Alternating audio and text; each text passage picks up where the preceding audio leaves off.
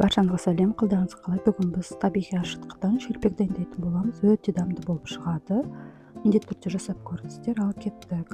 Ол үшін бізде белсенді болып тұрған ашытқы қажет. Мен осылай таразымен өлшеп аламын. Азық-түлік мөлшерін мен сипаттамада жазып кетемін. Бал қосамыз және шым-шым тұз қосамыз.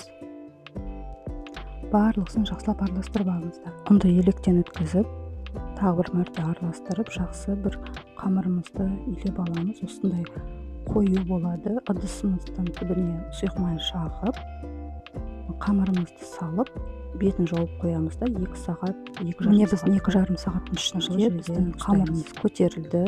Көпіршіктерінен көруге байқауға болады. Бетіне шамалы ұн себеміз және үстелдің үстіне де ұн сеуіп, қамырымызды үстелдің үстіне жаямыз. Біріктіріп, кішкене жинақтап, тағы да бір 10-15 минутқа тыныш қоямыз. Бетін жауып қоямыз, кеуіп қалуы мүмкін. Және бетіне жақпасын дайындай бастаймыз. Оған бір жұмыртқа және бір ас қасық сүт қоссаңыздар да болады. Жақсылап араластырып алыңыздар. Мен қамырды осындай пергамент қағаздың үстіне қоямын. Оның үстінде ұн сепсеңіздер болады.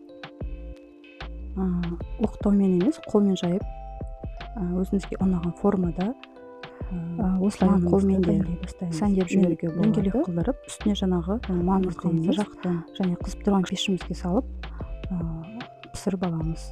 Барлығы сипаттамада жазылып тұрады. Міндетті түрде каналыма тіркеліңіздер. Сұрақтарыңыз бар болса, комментарийге жазыңыздар. Өте дамды болып шығады. Балалардың өздері сүйсініп жеп қояды. Таңғы асқа керемет. Егер сіз Астанадан болсаңыз, менен белсенді табиғи ашытқы алсаңыз болады. Күнделікті жан артылып тұрады. Өте белсенді